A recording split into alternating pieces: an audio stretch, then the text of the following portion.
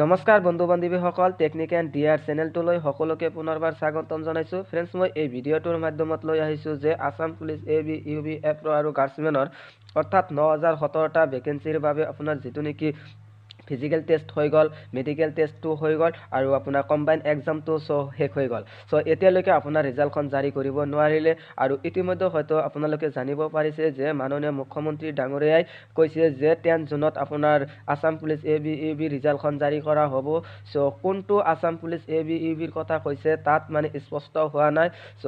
সেইকাৰণে মোৰ বহুতো ফ্ৰেণ্ডছে মোৰ ইউটিউব কমেণ্ট বক্সত কমেণ্ট কৰি আছে যে 30 মাৰ্চত এটা আন্দোলন কৰোঁ। ফ্ৰেণ্ডছ চাওক, আমি আন্দোলন কৰিম, কাৰণ আমাৰ আন্দোলন কৰাৰ বাবে আমাৰ ইয়াত অধিকাৰ আছে। কাৰণ চৰকাৰে আমাৰ লগত ৰাজনীতি কৰিলে চৰকাৰৰ বিৰোধিতা নকৰিম, কিন্তু ৰাজনীতিকৰ বিৰোধিতা কৰিবলৈ আমি চেষ্টা কৰিম। কাৰণ আমাৰ ৰাজনীতিকৰ লগত আমি জড়িত নহয়, আমি ষ্টুডেণ্ট হয়। সেইকাৰণে যদি আমাৰ আন্দোলন কৰিব লাগে তেনেহ'লে আন্দোলন কৰিম। ফ্ৰেণ্ডছ, তাৰ আগতে মই ইয়াত এটা গুৰুত্বপূৰ্ণ কথা ক'ব খুজিছোঁ যে ফ্ৰেণ্ডছ চাওক, এজন দুজনে আন্দোলন কৰিব নোৱাৰিম। আন্দোলন কৰাৰ বাবে বহুতো ছাত্ৰ ছাত্ৰীৰ মানে ইয়াত একগোট হ'ব লাগিব। তেতিয়াহ'লেহে আমি আন্দোলন কৰিব পাৰিম। আৰু তাৰ আগতে ফ্ৰেণ্ডছ, মই ইয়াত এটা কথা ক'ব খুজিছোঁ, কেইটামান আমাৰ কথা জানিব লাগিব। যিটো নেকি আপোনাৰ তাত যোৱাৰ লগে লগে আৰক্ষী তৰফৰ পৰা আহিব, যেতিয়া নেকি আমি উলুবাৰী পুলিচ গুৱাহাটী হেডকোৱাৰ্টাৰত উপস্থিত হ'ম, তেতিয়া আমাৰ আৰক্ষী তৰফৰ পৰা প্ৰশ্ন আহিব। তেতিয়া প্ৰশ্ন আহিব পাৰে যে তোমালোকে কিয় আন্দোলন কৰিব আহিছা।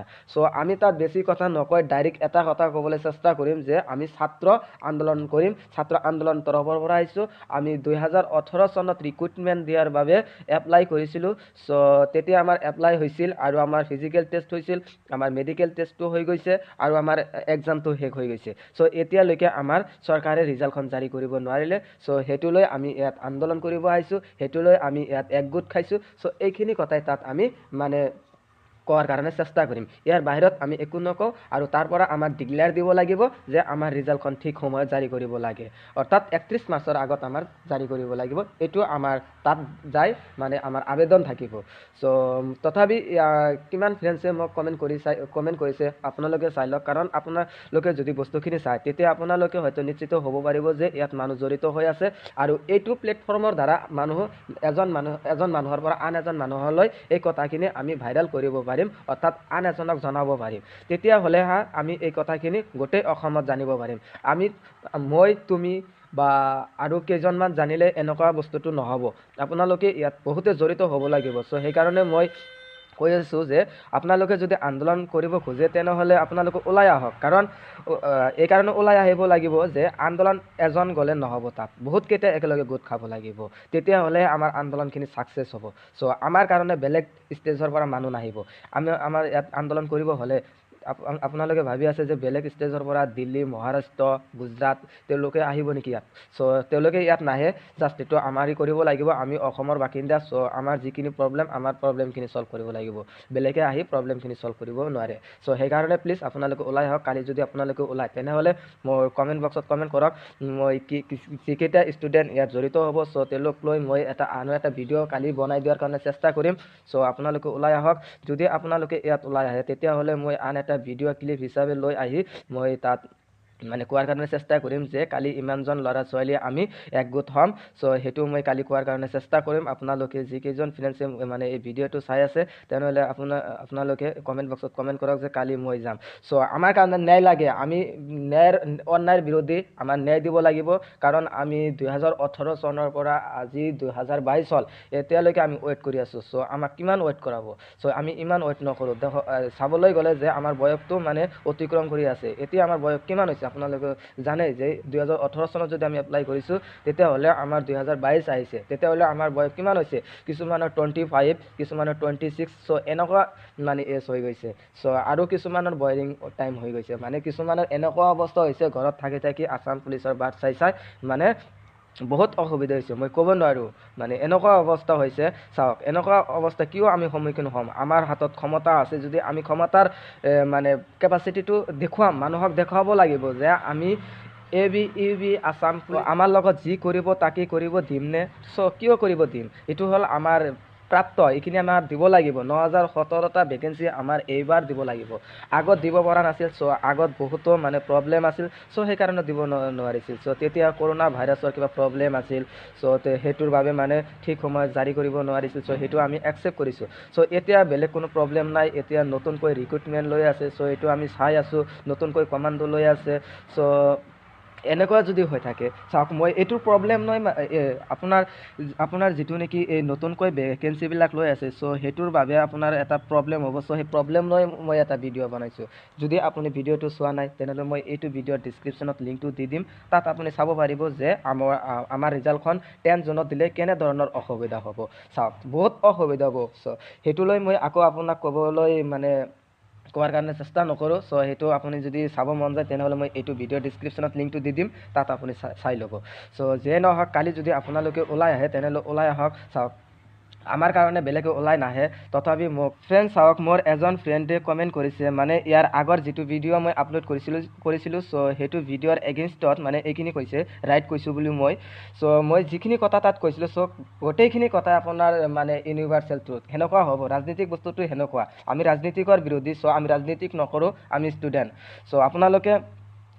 কালি যদি ওলাই তেনেহলে আপোনালোকে কমেন্ট বক্সত কমেন্ট কৰিব সো কালি যদি আপোনালোকে ওলাই তেনেহলে একগোট খোৱাৰ কাৰণে আমি আকৌ এটা ভিডিও বনাম সো সেই ভিডিওটোত মানে কৈ দিম যে কিমান সময়ত ওলাব কোন টাইমত ওলাব লাগে সো হেতু লৈ মই এটা ভিডিও বনাম সো আপুনি যদি ওলাই তেনেহলে আপুনি আজিৰ ভিডিওটো চাই এটা কমেন্ট কৰিব সো কালি আপুনি ৰেডি আছে তাৰ কাৰণে মোক জনাব প্লিজ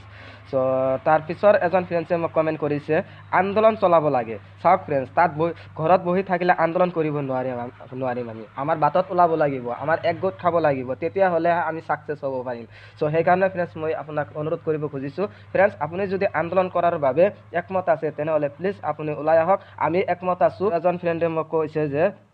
সোনকালে ৰিজাল্ট লাগে বুলি কৈ থাকিলে নহব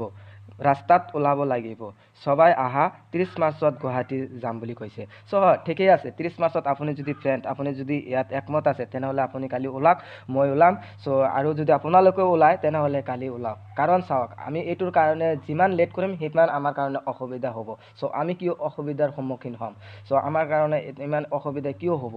সো আমি যদি আগতে কথাখিনি ভাবি চিন্তি কৰি লওঁ তেতিয়া হলে আমাৰ কাৰণে একো প্ৰবলেম নহব সো আমি কালি গোটেইকেইটা মানে ওলাৰ কাৰণে চেষ্টা কৰিম আপোনালোকে কমেন্ট বক্সত কমেন্ট কৰিব সো আৰু এজন ফ্ৰেন্ডে মোক কমেন্ট কৰিছে চাওক কি কৈছে 30 মাৰ্চত পুলিচ হেডকোৱাৰ্টাৰ উলুবাৰীত যাব লাগিব ঠিক আছে ফ্ৰেন্ডছ আপুনি যদি ওলাক তেনেহলে আমি যাম আৰু আপোনালোকে যাব সো সেইখিনি কমেন্ট বক্সত কমেন্ট কৰি জনাবচোন আপোনালোকে যাব নে নাই সো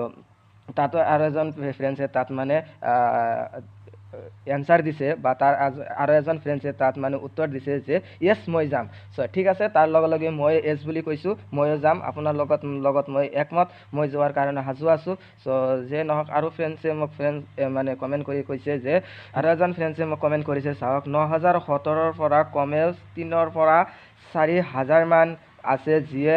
2140ৰ পথত ফিজিক্যাল কোৱালিফাই কৰিছে হয় ঠিক কৈছে আপুনি সো এই 9017টা ভেকেন্সিৰ পৰা যিকেইটা মানে এবাৰ উত্তীৰ্ণ হ'ব সো তাৰৰ পৰা আপোনাৰ 2140টা ভেকেন্সি যেটো নেকি আপোনাৰ ফিজিক্যাল টেষ্ট চলি আছে সো তাতো মানে বহুতে যায় ব্লক কৰিব এটো আপুনি ঠিক ভাবিছে ময়ো এটো ভাবিছো সো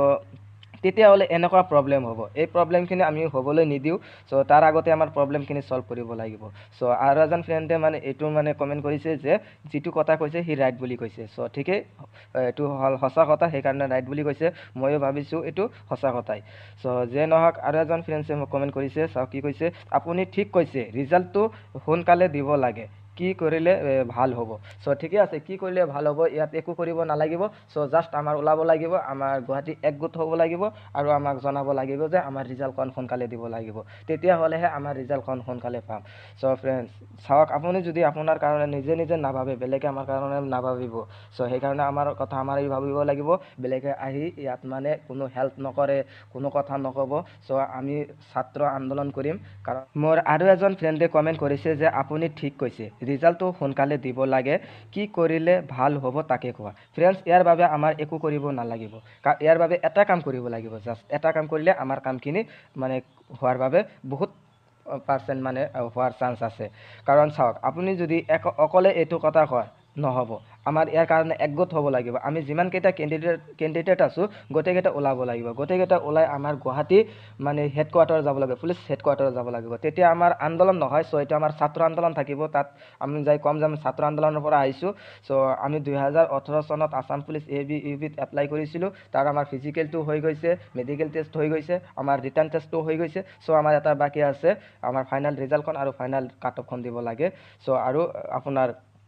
এপইণ্টমেণ্ট লেটাৰটো জাৰি কৰিব লাগে চ' সেইখিনি আমাৰ তাত আবেদন থাকিব ইয়াৰ বাহিৰে আমাৰ একো কৰিব নালাগিব তাত আৰু আমাৰ মিডিয়াত জনাব লাগিব যে আমাৰ এইখিনি প্ৰব্লেম হৈছে চ' প্ৰব্লেমখিনি আমাৰ ছল্ভ হ'ব লাগে কাৰণ আমি বহুত সময় লেট কৰিছোঁ বহুত সময় আমাক ৱেইটিং লিষ্টত ৰাখিছে কাৰণ আমি ইমান ৱেইটিং কিয় কৰিম চ' এইটো আমাৰ প্ৰাপ্য দিব লাগিব আজি হ'লেও দিব লাগিব কালি হ'লেও দিব লাগিব চ' কালি যদি দিয়ে তেনেহ'লে আমাৰ কাৰণে বহুত প্ৰব্লেম হৈ আছে চ' আমি প্ৰব্লেমৰ সন্মুখীন নহওক আমাৰ এতিয়া প্ৰব্লেমখিনি ছল্ভ হ'ব লাগে চ' এইটোৱে হ'ল আমাৰ চৰকাৰৰ ওপৰত ৰিকুৱেষ্ট আমাৰ ৰিকুৱেষ্টটো মানিব লাগিব নহ'লে আমি আজি এনেকুৱা পৰিস্থিতিত আছোঁ ইয়াতকৈ ভয়ানক পৰিস্থিতিত আহিবলৈ বাধ্য হ'ম চ' এইখিনি তাত আমি কোৱাৰ কাৰণে চেষ্টা কৰিম ইয়াৰ বাহিৰে আমি তাত মানে কোৱাৰ বাবে চেষ্টা নকৰিম চ' এইখিনি আমাৰ কথা মনত ৰাখিব লাগিব চ' ফ্ৰেণ্ড যিয়ে নহওক আপুনি যদি 30 মাৰ্চত গুৱাহাটী যোৱাৰ বাবে ভাবি আছে তেনেহ'লে প্লিজ আপুনি কমেণ্ট বক্সত কমেণ্ট কৰি জনাব এছ ন' বুলি জনাব কাৰণ আপুনি যদি কমেণ্ট কৰে তেতিয়া কমেণ্ট বক্সৰ পৰা গোটেইকেইটা একগোট কৰি মই তেতিয়া মানে এটা আইডিয়া ল'ব পাৰিম যে ইমানজন কালি ওলাব চ' সেই হিচাপে মই জনাব পাৰিম চ' এইটো হ'ল এটা আপোনাৰ প্লেটফৰ্ম চ' আপুনি ইউটিউবৰ জৰিয়তে আজিকালি এনেকুৱা এটা পৰিস্থিতি হৈছে ইউটিউবৰ জৰিয়তে মানে আপুনি যি কৰিব খোজে তাকে কৰিব পাৰে চ' আপুনি ইয়াত অলপ মানে কমেণ্ট কৰিলে মই জনাব পাৰিম চ' যদি আপোনাৰ কমেণ্টত যদি বহুত মানুহৰ হেল্প হয় তেনেহ'লে আপুনি কিয় ইয়াত মানে কমেণ্ট নকৰিব চ' কমেণ্ট কৰিলে আপোনাৰতো ইয়াত কোনো প্ৰব্লেম নহ'ব চ' সেইকাৰণে আপুনি যদি ইয়াত যোৱাৰ বাবে মানে ভাবি আছে তেনেহ'লে প্লিজ আপুনি জনাব চ' কালি আমি ওলাৰ বাবে একগোট হ'ম আৰু আপোনাৰ যিখিনি কাম কৰিব লাগে তাত গৈ সেইখিনি কাম আমি পৰামৰ্শ ল'ম বেলেগৰ পৰা আৰু আপোনালোকক মোৰ তৰফৰ পৰা এটা অনুৰোধ যদি ভিডিঅ'টো আপোনাৰ ভাল লাগিছে তেনেহ'লে ভিডিঅ'টো এটা লাইক কৰিব আৰু যদি মোৰ চেনেলত আপুনি প্ৰথমবাৰৰ বাবে ভিজিট কৰিছিল তেনেহ'লে আপুনি চেনেলটো ছাবস্ক্ৰাইব কৰি ল'ব কাৰণ মই সদায় আছাম পুলিচ ৰিলেটিভ ভিডিঅ'সমূহ আপোনালোকক লৈ আগবাঢ়ি অনাৰ বাবে চেষ্টা কৰিম চ' আজিৰ বাবে ভিডিঅ'টো এইখিনি আছিল লগ হ'ম আৰু এটা নতুন ভিডিঅ'ত চ' আজিৰ বাবে বাই জয় আই অসম।